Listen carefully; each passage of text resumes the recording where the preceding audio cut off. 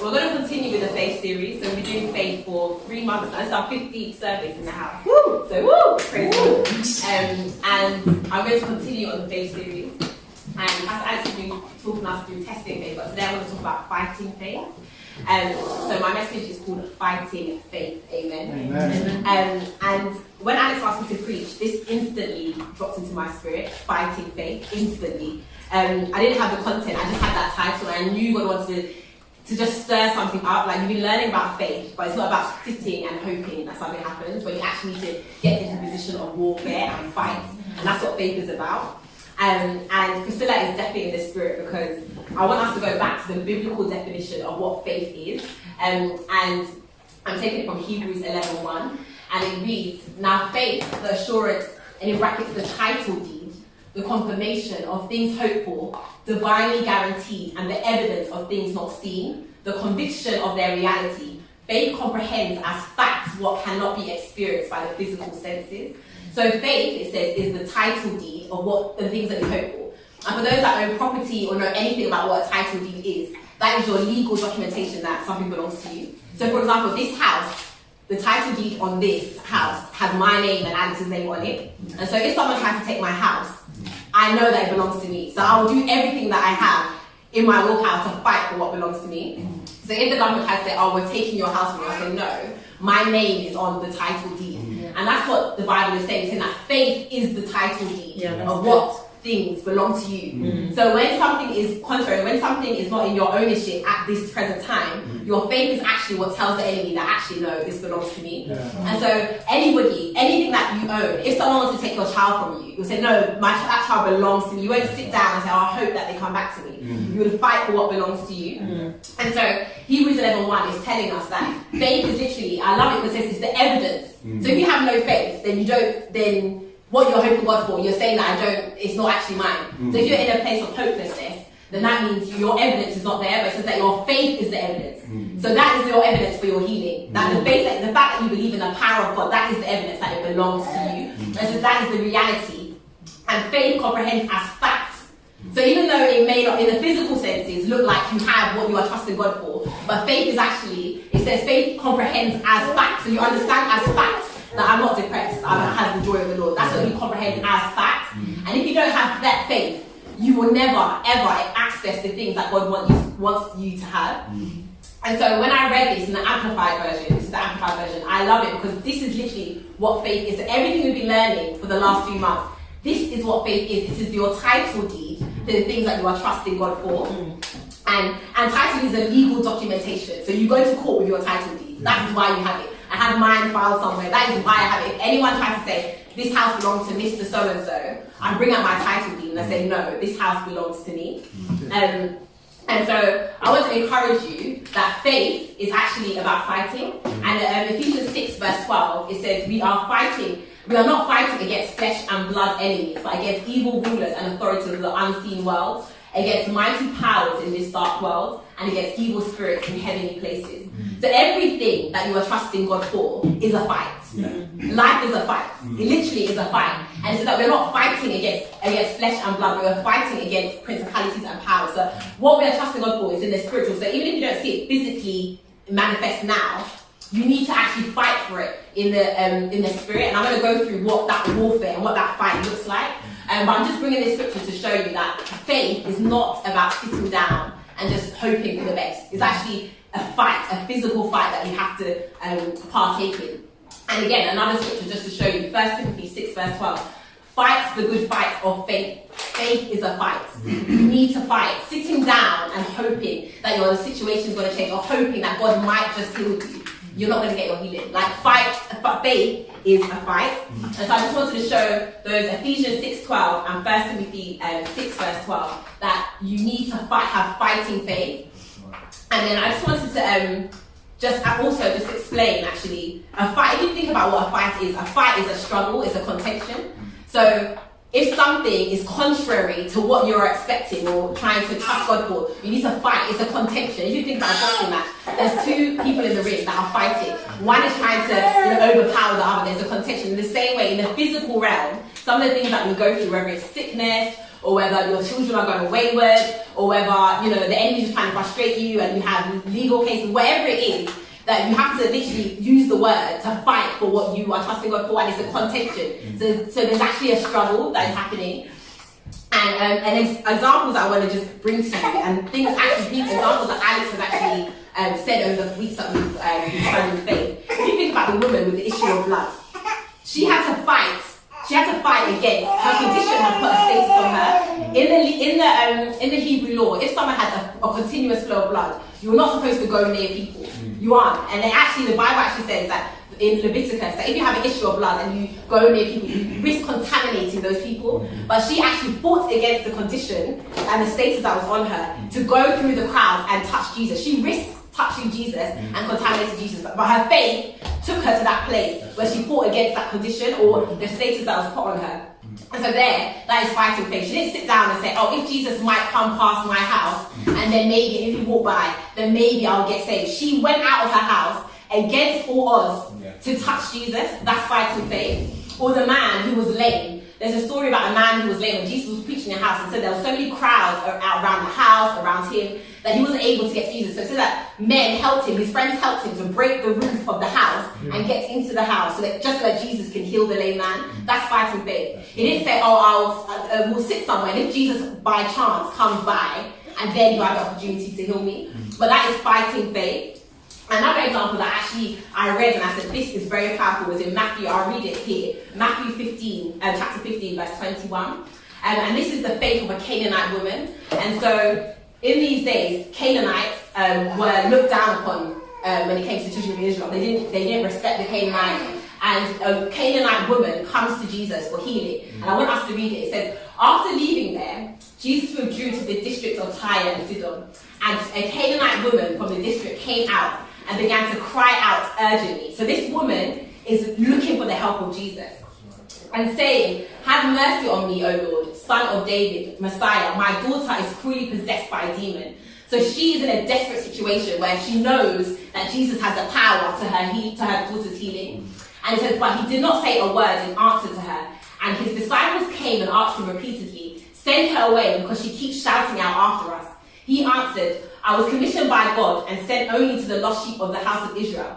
But she came and began to kneel down before him. So can you imagine this woman? She's literally fighting. She's like, no, Jesus, I know my healing, the healing for my daughter is in you. So I'm not, even though he's ignoring her, and she's there begging, like, Jesus, please, and he's like ignoring her. Even the disciples are getting frustrated that they're like, just send her away. But she's not going, oh, okay, I'm going to go back then. Maybe God is not doing it for me today. She's there kneeling before him. And she says, and he replied, it is not good, appropriate, or fair to take the children's bread and throw it to the pet dogs. So that's what Jesus says to her. At that point, she could have said, it's true. Let me step back and retreat. God is rejecting my... But here, she actually argues with Jesus. And she answers, she said, yes, Lord. But even the pet dogs eat the crumbs that fall from their young master's table. Then Jesus answered her, woman, your faith, your personal trust and confidence in my power is great.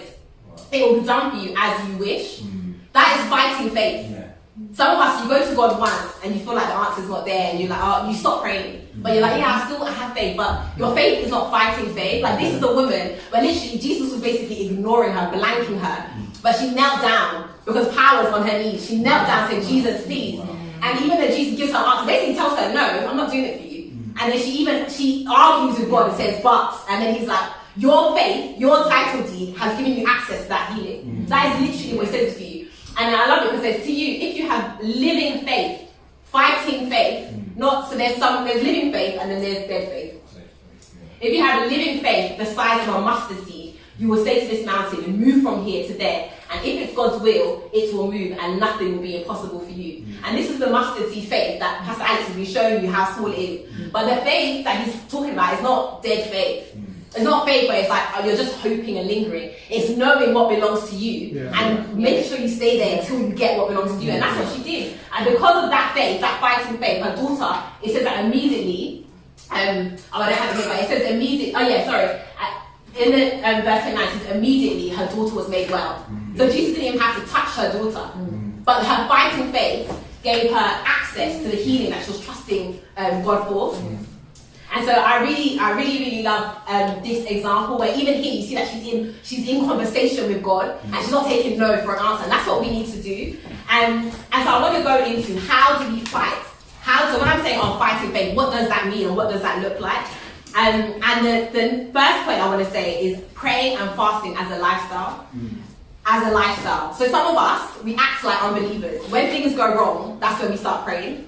That's when we actually start praying. When things go wrong. But actually fighting faith, so as I said, fighting is like, it's against something. So when you pray and fast when things are well, you're actually fighting in the spirit there and then for the things that are to come and things that are happening in the spiritual that you don't know of. But when you act like, when you only pray when things are going wrong, you act like unbelievers.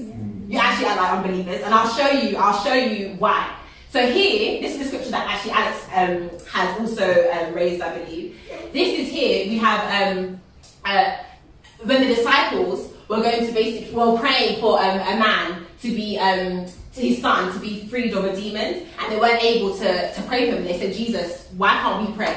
So we'll read the scripture. So this is Matthew 17, verse 20. He answered, because of your little faith, your lack of trust and confidence in the power of God, for I assure you, and most solemnly say to you, if you have living faith, so we see living again here, the same living faith that woman had, the size of a mustard seed. So this is when Jesus says it again in a different scenario than what we've seen before. So this is to the woman and now to the disciples. He said, okay, you will say to this mountain, move from here and there, and if it's God's will, it will move, and nothing will be impossible for you.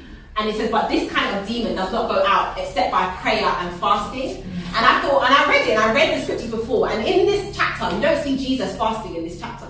You don't actually see Jesus praying in this chapter. But you know that Jesus had a lifestyle that he would go off and pray. Yeah. So he didn't wait until the opportunity had to come before this demon-possessed boy to come and then say, oh, actually, let me pray. And so, but here, he's telling his disciples, you guys go fast and pray. And he's talking about as a lifestyle. He's not talking about in this situation. Now that this demon-possessed boy has come to us, let's all go fast and pray for 30 days and then let's see him healed. No. He's talking about a lifestyle of prayer and fasting. That is how you fight. So you don't wait until everything is like, oh, I'm sick and now this is the only time you pray. Because then you act like unbelievers. But actually, fighting faith is being prepared, knowing that you fight not against flesh and blood, but against principalities. So all the time you are you wake up in the morning, you pray. That's what Jesus said, that Jesus went out to pray. But here, if you read Matthew 17, you don't see Jesus going to pray. But he's talking about you guys don't fast and pray, generally. It's not now you wait for something and then it's like, oh, because that's not, if there's a boxer, if he goes to the ring, the first time he's fighting is not when he's practicing and he's training. So he's ready for the victory. But it's like when it's time for your big fight, that's when he's like, okay, God, please, I'm praying. It doesn't work that way. So your fighting happens when things are all fine. That's when you start fighting. The second thing is, as I said, fighting is like going against. So the second thing is worship in the midst of dire situations. That is your fight. Instead of complaining and whining, your fight is in your worship. But it's actually true. That is how you fight. When things are not going well, when you are sick, even as we sang that song, and they said, as long as I am breathing, I will worship. That is saying that when everything is going pear-shaped, I am worshiping. That is part of your fight. So your fight is when you are worshiping in the midst of dire situations, against the feelings to complain. Against the feelings to complain. That is your fight. And we've seen again over the weeks when Alex has preached, Acts chapter 16, where Paul and Silas were praying and singing hymns of praise to God. And we saw that the prisoners were listening to them. And suddenly there was a great earthquake and every chain was loosed. Paul and Silas, we even read, I think when Alex Peter said that the Holy Spirit led them to that place where they were arrested. So they could have easily been like, God, why are we here? We're bound by Jesus in the innermost. Like, they had every single right to complain, every single right to moan, every single right to be like, God, the Holy Spirit led us to this particular place. So I have the right to complain. But instead, their warfare, their fighting faith, caused them to sing hymns. And that is part of your fighting faith. When everything is going wrong, that is your time for worship. That is your time for worship. Sometimes you get to the point where you feel like in that mist you can't pray, then sing. Sing and declare. Sing and declare. That is how you fight with your faith. Another thing, another warfare strategy is speaking and confessing God's word against your situation. So as I said, fighting is going against. So speaking and confessing God's word against your situation. So this, in essence, is reading your title deed to the enemy. This is literally reading it. This is literally reading your title to the enemy. This is saying that if God is for me, who can be against me? You're telling your enemy. You're reading what belongs to you. By his stripes, I am healed. You are reading it. If I train my child up in the way they should go, they will not depart from it. You are reading it. The joy of the Lord is my strength. You are reading it to him. You're reading it. You're reminding every element around you, every element around you, the principalities and the powers, every element around you, what belongs to you. And that is what you do when you confess. And that's why the Bible says that death and life lies in the power of the tongue. So that is your strategy. It's not now, just going through and talking about, all the negative things that happen in your life. It's literally reading the title deed back to your situation. And that's what Jesus did. In Matthew chapter 4, where we see Jesus was led to the wilderness, it says that Jesus was led by the Holy Spirit into the wilderness to be tempted by the devil. After he had gone without food for 40 days and 40 nights, he became hungry. So Jesus is not the beginning of his fast. He was at the end of his fast, the weakest time for him to be tempted now. So it's not the beginning. You can still taste the chicken from yesterday. No, this is 40 days and 40 nights now. And it says that he became hungry, i.e. he was weak at this time. And the tempter came and said to him, if you are the Son of God, command these stones to become bread. But Jesus replied, it is written. He's reading the title deed, telling the enemy what belongs to him. And that's what we need to do. And this quote, I'll take it from Alice. Alice was saying to me, he was saying to Uriah actually, he was saying that Goliath did not lose the battle when David threw the stone. He lost the battle when David spoke. When David spoke and he said, who is this uncircumcised Philistine? That's when David won the battle. And that's when you win the battle, when you speak. And that's why it's so important that the devil should not muzzle you. And trust me, I've been there, when you feel like you have the right to complain at God. You have the right to be negative. You have the right. I've been for a lot of things where you have the right to be like, why is this happening to me? But you need to read your title deed out loud so they can start manifesting in the spirit. So that's the third weapon of your warfare, your fighting faith.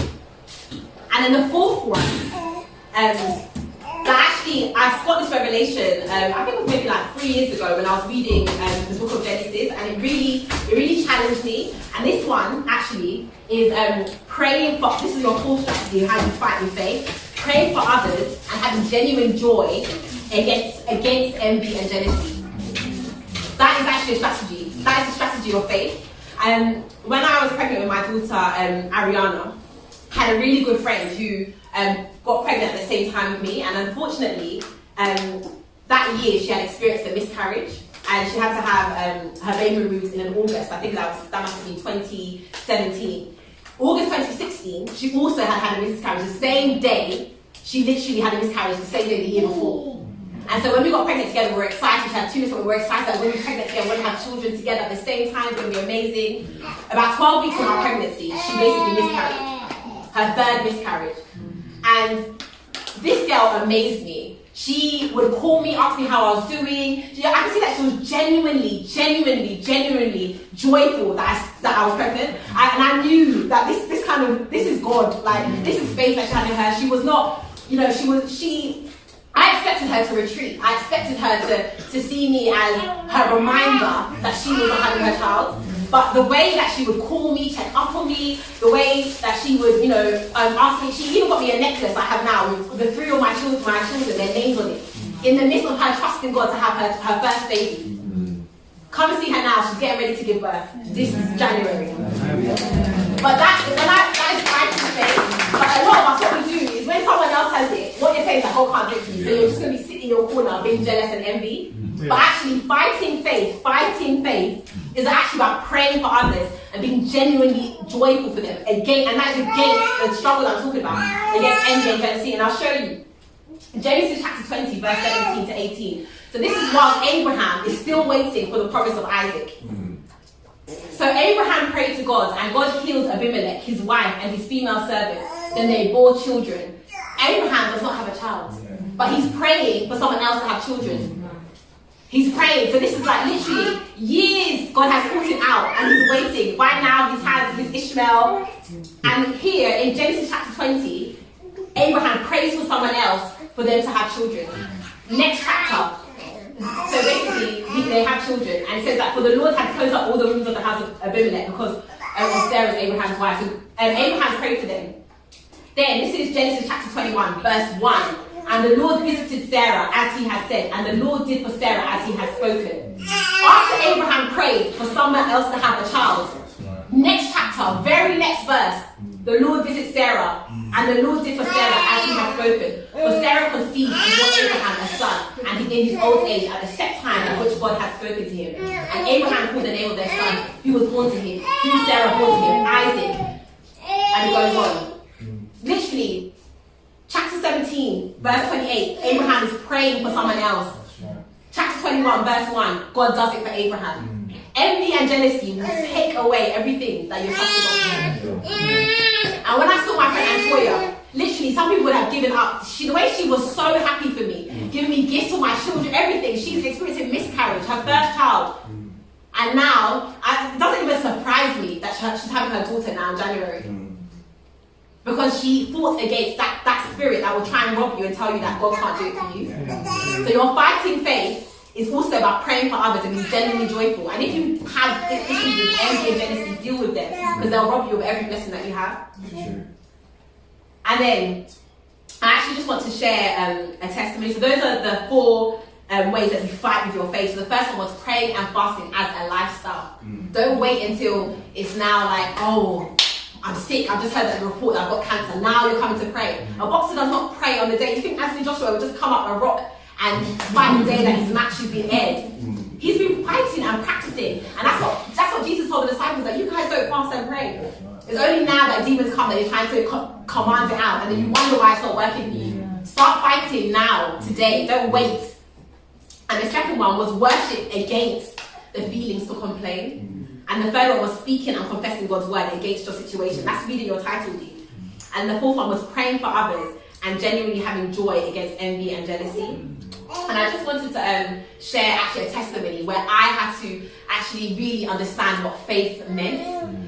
When I was in university, I went to Cambridge University, and in my final year, I shared this at the retreat, but I'll go into a bit more detail.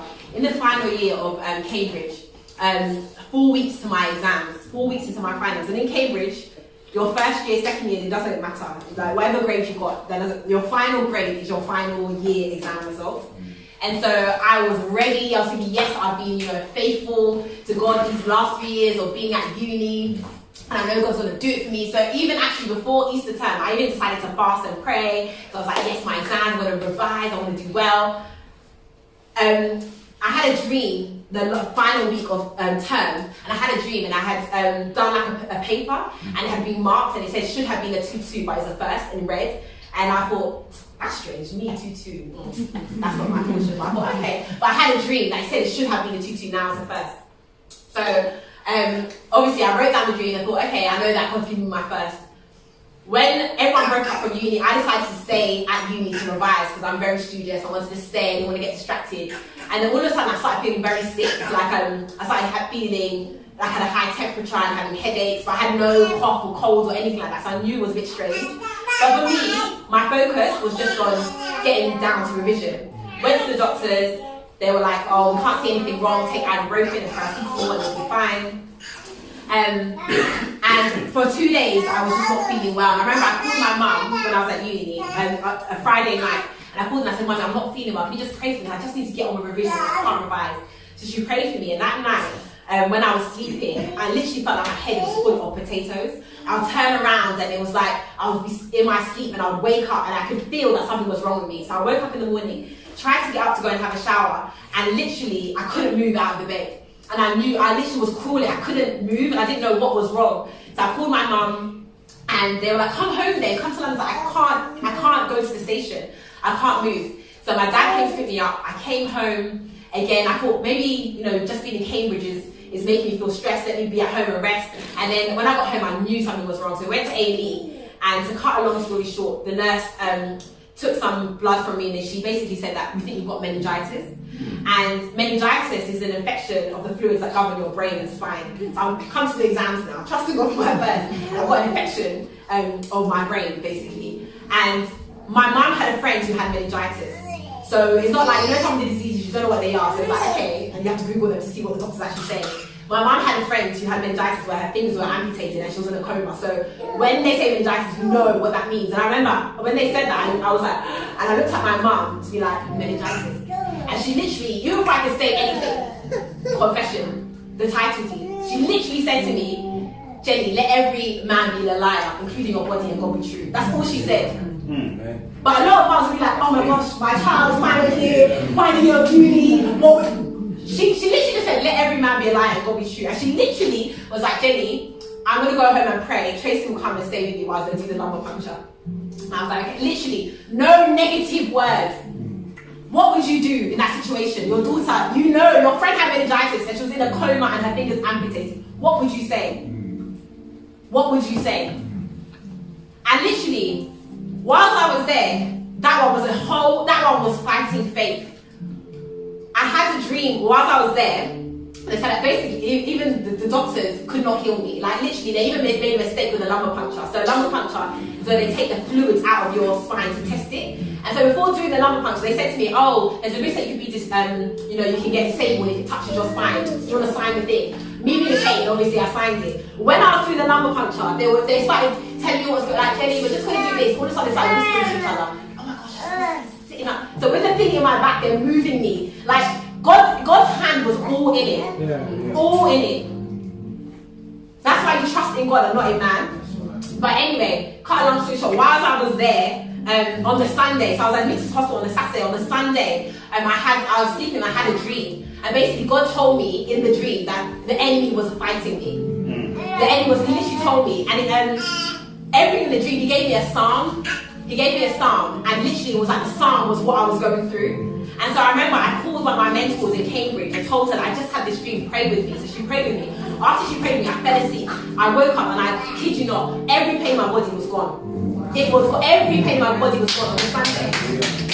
Sunday night came. I was in agony and pain on the Sunday night. Agony and pain. Monday morning, my mum came. I couldn't wash my face. I couldn't go to switch. I was like an old person. And I was actually like, this is so strange. Yesterday, literally, I felt fine after she prayed for me.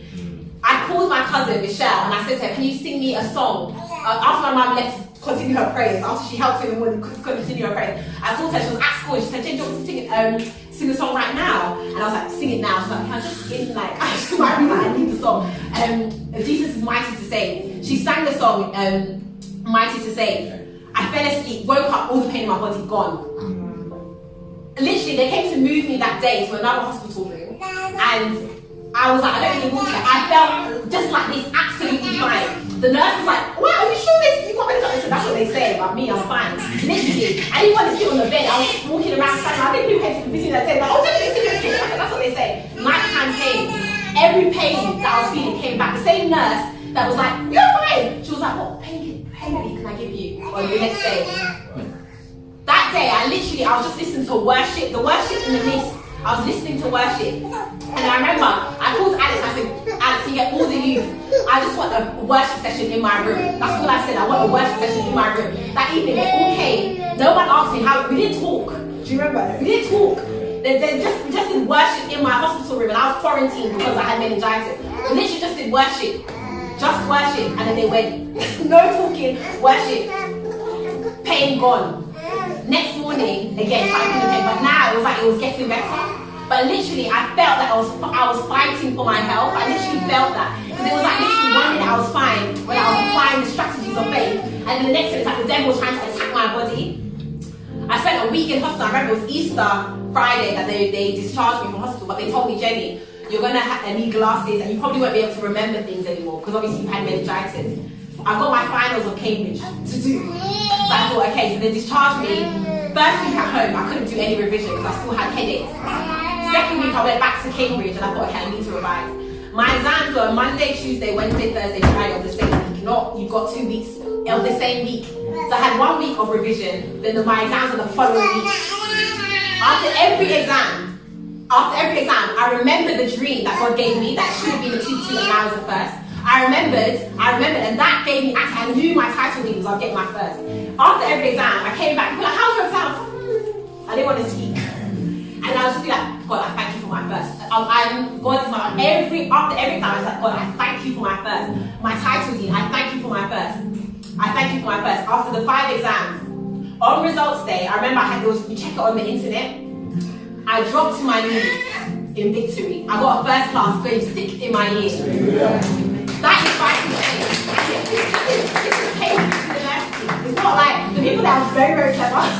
And God was just showing me that this is me. It's nothing to do with you. How can I have 5? And they told me that I have memory problems for the rest of my life. And I came 6th in my year in Cambridge in economics, you know.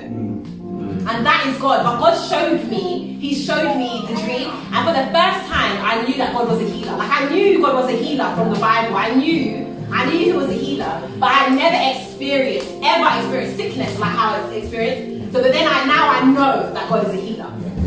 That's the test in faith that Pastor Alex has been teaching us about. And now I know. But if in the midst of my sickness, I would have sat there and complained that God, for 3 years, you know, I've been in university, I've lived a Christian life in university, you know, forfeited all the temptations of uni. God, how can you bring me to the point of death nearly at the end of uni? What does that look like? How does that glorify you? But I said, no, I worshipped. I literally brought out every weaponry that I had in my faith and laid hold on my first, laid hold on my healing. And that's fighting faith. And even like, I love it in Hebrews 11, also talks about Abraham, where God told Abraham to sacrifice his son. And it says that he was willing to do that, knowing that God could raise him from the dead. That's actually what it says. Abraham was willing to kill Isaac because he knew that God promised that through Isaac, I'll be the father of many nations. So if I have evil race, and it actually says that in Hebrews 11, read it tonight, where it says that Abraham actually believed that God could raise him from the dead. That's the faith that you need to have in God. That's your fighting faith. And so I just want to encourage you that faith is not hope. It's not just hoping that as I sit down, like it's going to be God loves me and it's going to. You have to fight. That's why it says that we are fighting it, not against flesh and blood. Fight the good fight of faith. Faith is not lazy. We saw that in the Amplified there was living faith, so there must be dead faith. And so as we've been learning about testing faith, may your faith be fighting. Every strategy that I've given you, use it. Use it from tomorrow. And don't wait to pray and fast just in January next year, 2020, 21 days of fasting, and then you stop praying and fasting. But it needs to be your lifestyle. That's why Jesus said that the disciples, you guys don't fast and pray. It was talking about there and then. It was talking about you guys generally don't fast and pray, so you can't fight against this. And so I just want to encourage you guys, have fighting faith. Don't let the devil finish you. You have victory, and then on the victory, you'll be on your knees. See when boxers win and they go on their knees and like, thank you. That's the victory that I had when I got my first class. I literally dropped to my knee and I saw faith literally work in action. Then I was 18 years old, so I know what we've been through. Now I'm 31 in 2 weeks. 2 weeks exactly. Yeah, 2 weeks exactly. And I know that faith, you need to fight. Fight. So let's get up and let's pray. Let's pray.